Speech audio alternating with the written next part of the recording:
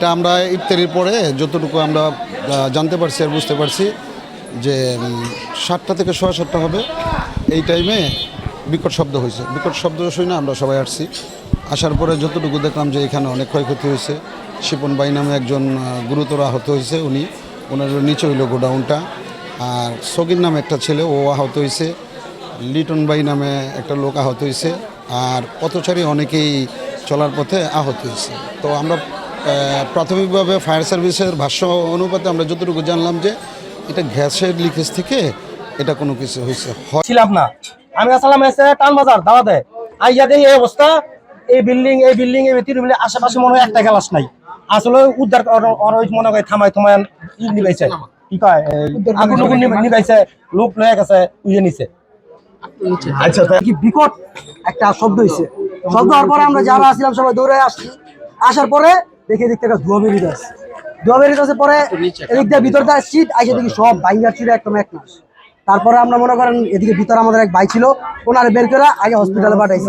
হসপিটালে পাঠানোর পরে আমরা তারপরে বড় ভাইরা যারা আসছে তাদের বলছি বাত ব্যথা, প্যারালাইসিস কিংবা আর্থ্রাইটিস, আধুনিক ফিজিওথেরাপি ও পুনর্বাসন চিকিৎসায় নির্ভরযোগ্য নাম ডিপিআরসি।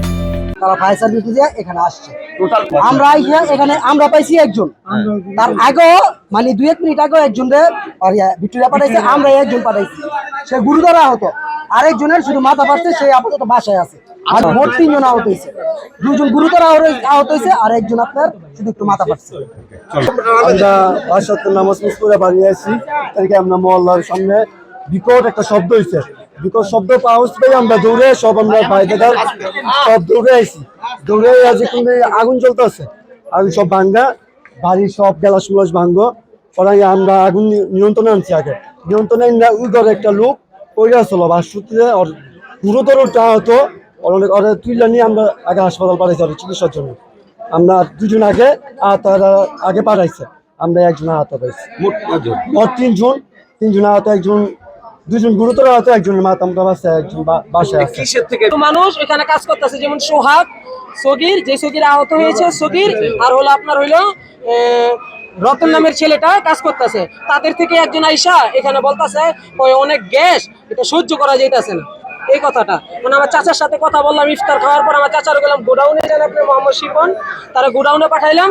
কিছুক্ষণের মধ্যেই সগির মনে হয় কাজ করতেছিল, ওইখানে কাজ করতেছিল, আপনার পাইপের কাজ করতেছে, আর আমার চাচাই জুটের কাজ করতেছে, জুট বাঁচতেছে।